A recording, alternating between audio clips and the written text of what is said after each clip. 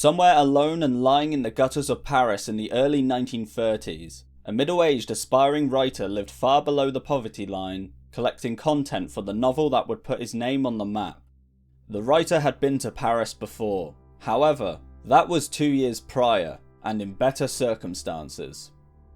After a lifetime of an unremarkable existence, living in Brooklyn, New York, the writer had decided to take a tour through Europe with his wife, beginning in July 1928. Upon arriving in Europe, the couple soon settled in Paris, a city that was bursting with life in the 1920s due to the influx of expatriates there looking for a simpler, cheaper and more fun lifestyle, as opposed to what they had in their homeland. Subsequently, the writer didn't take long to become infatuated with Paris, its culture, its lifestyle, and its people. The city had become more of a home to the writer in the last few months than the US had in just below 4 decades. The couple would thus roam the streets of Paris living easily, getting by however they could, and living an existence without worry. For once in their lives, the two had been somewhere which matched their hedonistic and enthusiastic urges.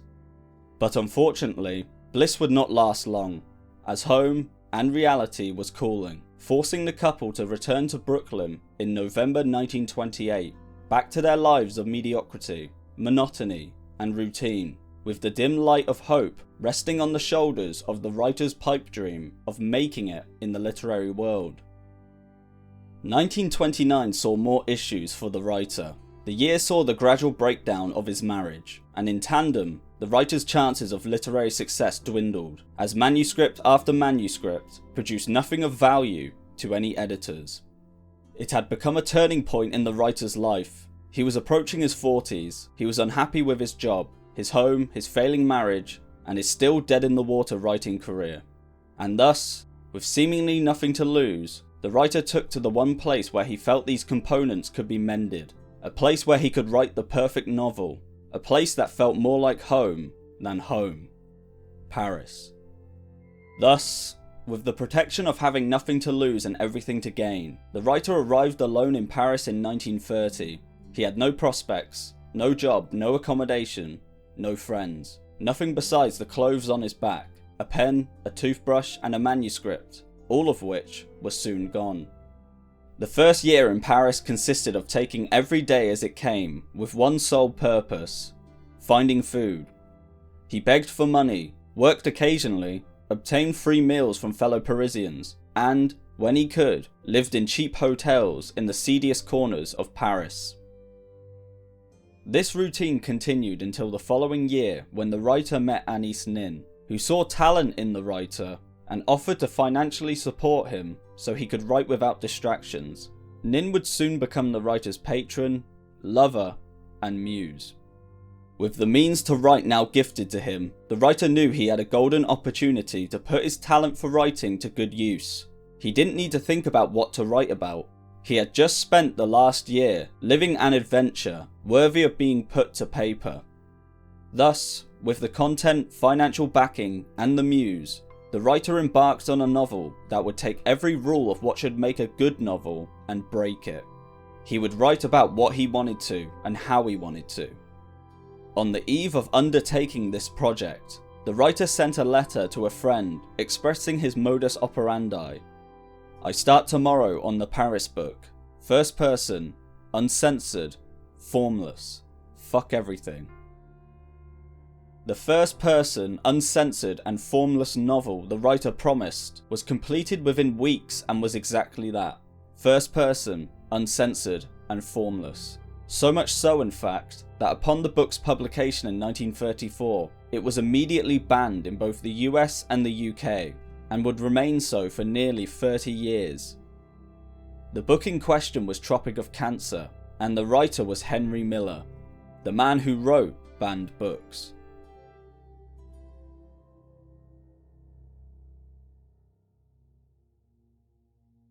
It is now the fall of my second year in Paris.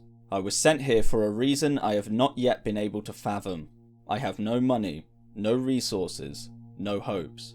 I am the happiest man alive. A year ago, 6 months ago, I thought that I was an artist. I no longer think about it. I am.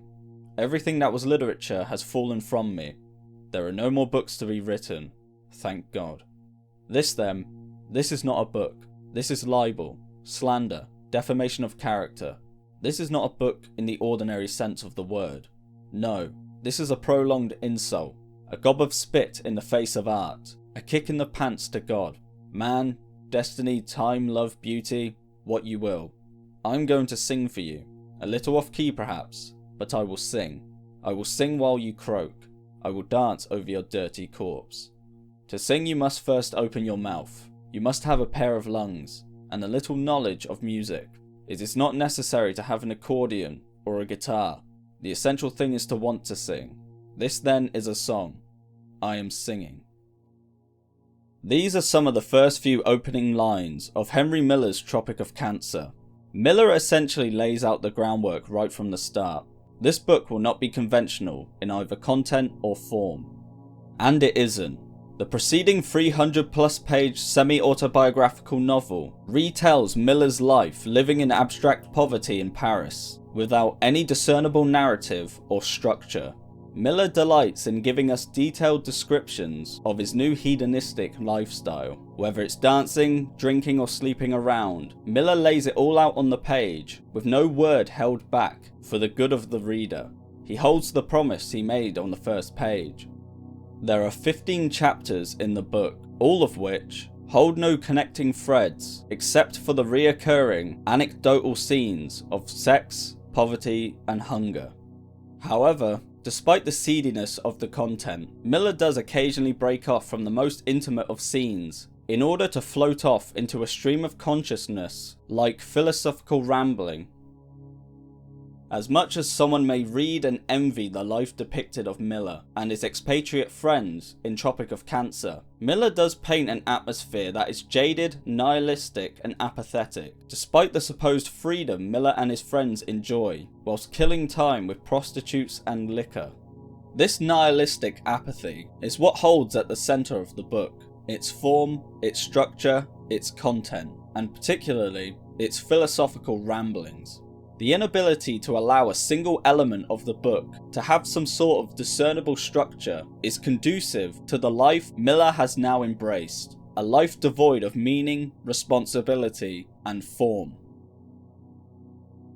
The philosophical moments in the book tend to creep up on you, and they almost seem to appear just as the anecdotal tales begin to go stale. This juxtaposition between the depraved anecdotes of Miller and his philosophical speeches catches you off guard. At one moment you're reading about one of Miller's sexual escapades, or some street he's walking down, and the next thing you know, he lifts off into a philosophical musing on the state of humanity, the decadence of the war, and the unrelenting march of time.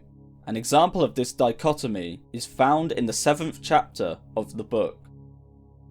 In this chapter, Miller makes friends with an Indian man whom he takes to a cheap dive so the man can afford multiple cheap prostitutes.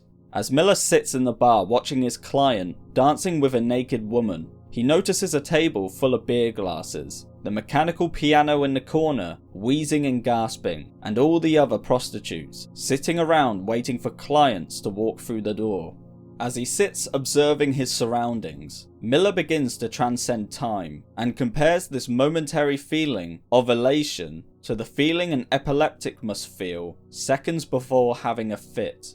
In this hypnotic state, Miller disconnects from space and time and begins to see everything, like wars, crimes, and misery, as justified. On the meridian of time there is no injustice. There is only the poetry of motion, creating the illusion of truth and drama. Miller then states that if any man were to come face to face with the absolute, any divine presence would immediately become void. Miller continues his musings as such. For some reason or other, man looks for the miracle, and to accomplish it, he will wade through blood. He will debauch himself with ideas. He will reduce himself to a shadow. If only for 1 second of his life, he can close his eyes to the hideousness of reality. Everything is endured. Disgrace, humiliation, poverty, war, crime, ennui, in the belief that overnight something will occur. a miracle, which will render life tolerable. These kinds of moments are everywhere in the book. The scene I just described takes place right after Miller's friend defecates in a prostitute's bidet after mistaking it for a toilet. Chapters start grounded in the gutter before rising up into the highest peak of philosophical rumination, and in some ways, the ending of the book is similar. After all the debauchery, the stealing, the drinking, the dancing, the vagabonds, the prostitutes, the homeless nights, the STIs, and all the other seedy happenings, Miller ends the book with him watching the river Seine as it flows unobserved and peacefully, like a great artery running through the human body. Miller then ends Tropic of Cancer on these lines. The sun is setting. I feel this river flowing through me. Its past, its ancient soil, the changing climate. The hills gently girdle it about. Its course is fixed. Tropic of Cancer was published in September 1934. The book was published by a pornography publishing company called Obelisk Press, founded by Jack Kahane in 1929.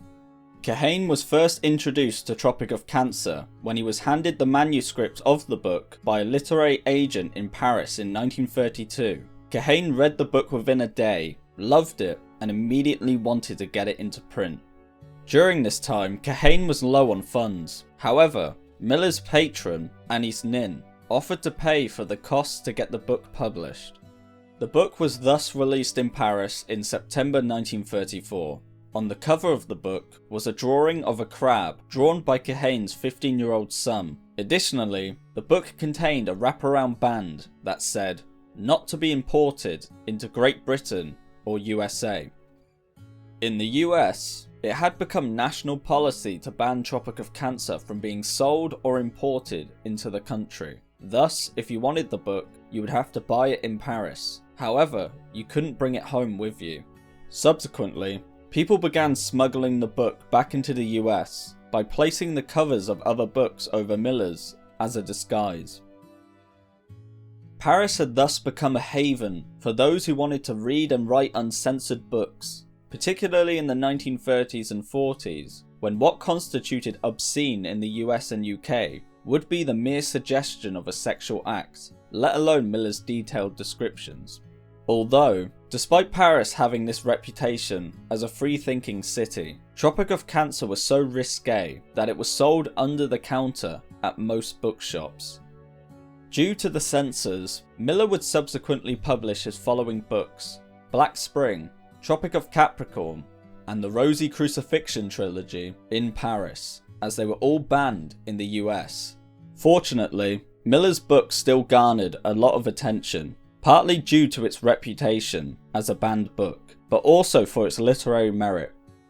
On later releases of Tropic of Cancer, Kahane began adding complimentary quotes from prominent writers on the cover of the book to help in sales. For example, a very remarkable book, "At last, an unprintable book that is fit to read." Despite the high praise from these two authors and many more, the most in-depth celebration of Miller's work came in the form of an essay written by a soon-to-be household name in the literary world. The man was George Orwell, and the essay was titled Inside the Whale. Inside the Whale was published on the 11th of March 1940 and is a review of Miller's Tropic of Cancer in the context of the literature of the 1910s, 20s and 30s. The essay is broken into 3 parts.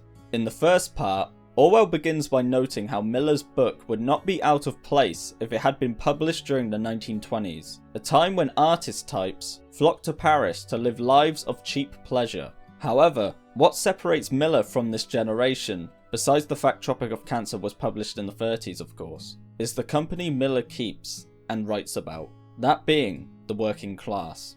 Orwell celebrates Miller's accurate portrayal of the working class of Paris, claiming that Miller accurately depicts their voices due to having lived their lives for himself, and also due to his unfiltered language when describing their lives and their dialect. Miller's language is only further strengthened by his prose, according to Orwell, who describes it as flowing and swelling, before urging the reader to pick up both Tropic of Cancer and Black Spring to learn what can still be done with English prose.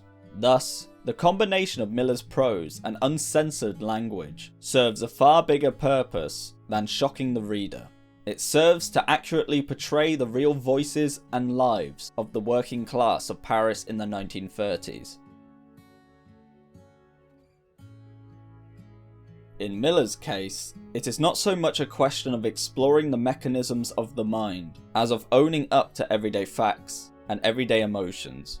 For the truth is that many ordinary people, perhaps an actual majority, do speak and behave in just the way that is recorded here. In the second part, Orwell provides some literary historical context, beginning with the 1910s and making his way up to the present day.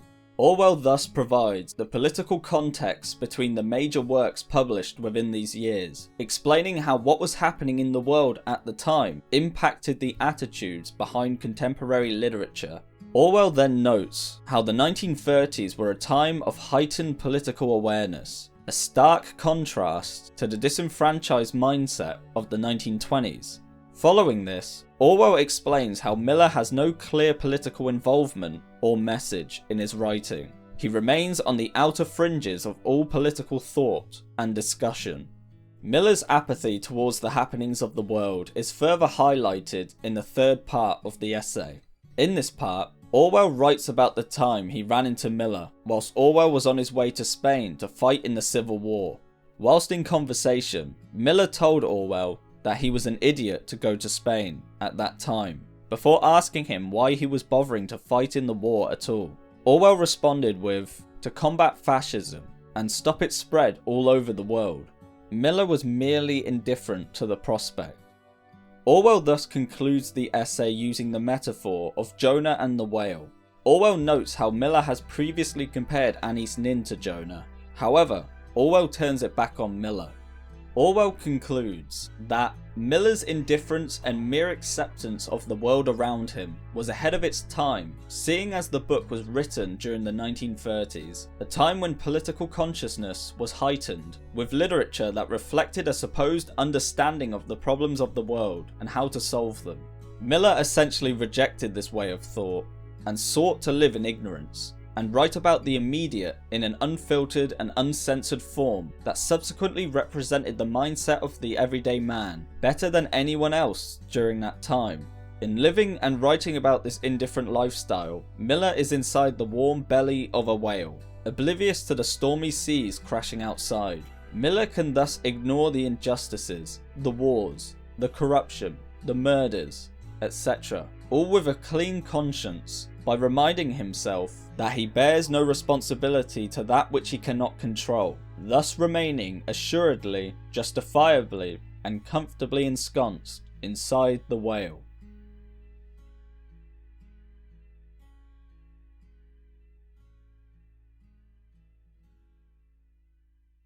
Despite the raving reviews from prominent authors and the countless readers flocking to Paris to buy a copy, Tropic of Cancer remained banned in the US throughout the 30s, 40s and 50s.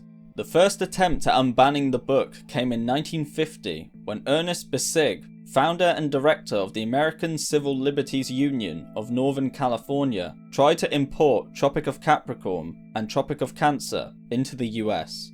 Upon doing so, the books were seized by customs, and Bissig responded by suing the government. Before trial, Bissig requested a motion to allow 19 literary critics to testify about the literary value of Miller's work.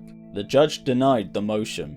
The case thus went to trial without a jury, and despite Bissig providing reviews celebrating Miller's work, the book was still deemed obscene.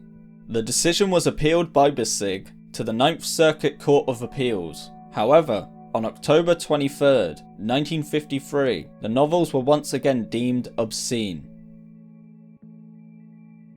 The next attempt at unbanning Miller's work came in 1961 when a man called Barney Rosset offered Miller an advance and guaranteed legal representation so that Rosset's publishing company Grove Press could be Miller's first authorized American publisher.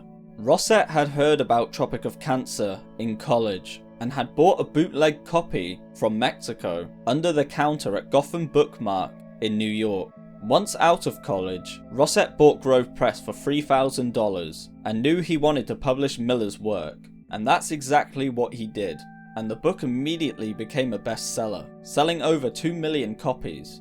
However, 3/4 of the copies were returned to Grove Press, as nearly 60 obscenity lawsuits popped up within 21 states against booksellers and distributors selling Miller's work. Unfortunately for Rosset, he had promised to cover any legal costs should these lawsuits happen, costing him dearly. Rosset thus began appealing these cases and had near to 60 appeals on the go, whilst waiting for the Supreme Court to come to a verdict about the obscenity ban placed on Miller's work. In 1962, the Supreme Judicial Court of Massachusetts reversed a trial court judgment on a 4-3 vote. The state did not appeal, which meant the reversal couldn't be used in the Supreme Court's decision.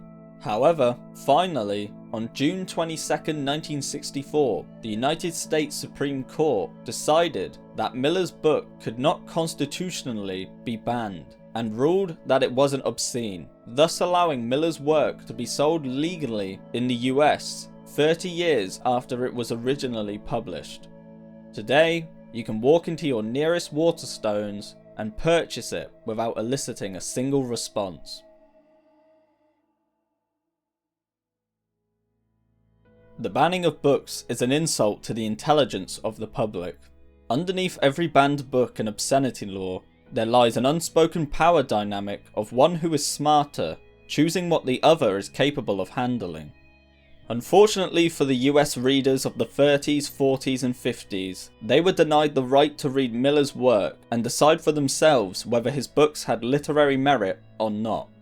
Additionally, they were also denied a voice that may have resonated with them far more than the other writers of the time. As Orwell explained, Miller's work portrayed the voices of real people and the things they do in a manner that was unflinching in its nakedness.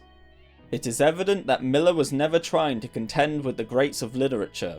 Instead, he was embarking on a mission of truly getting to the heart of his experience in a way that he saw fit.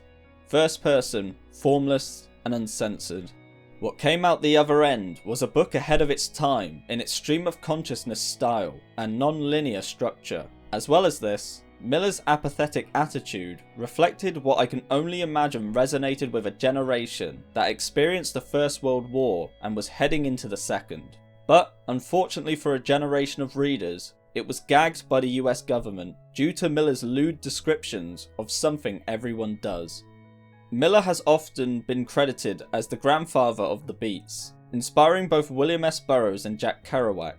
In later years, Miller also got the nod of approval from writers like Thomas Pynchon, Samuel Beckett, and Charles Bukowski. Yet, despite the praise of these prominent writers, his work still seems to fly under the radar for most. Nevertheless, I believe Orwell best summed up the lasting impact of Miller's Tropic of Cancer at the tail end of Inside the Whale when he wrote these lines. At this date, it hardly even needs a war to bring home to us the disintegration of our society and the increasing helplessness of all decent people. It is for this reason that I think that the passive, non-cooperative attitude implied in Henry Miller's work is justified. Whether or not it is an expression of what people ought to feel, it probably comes somewhere near to expressing what they do feel. Once again, it is the human voice among the bomb explosions, a friendly American voice, innocent of public spiritedness, no sermons, merely the subjective truth. And along those lines, apparently, it is still possible for a good novel to be written. Not necessarily an edifying novel, but a novel worth reading, and likely to be remembered after it is read.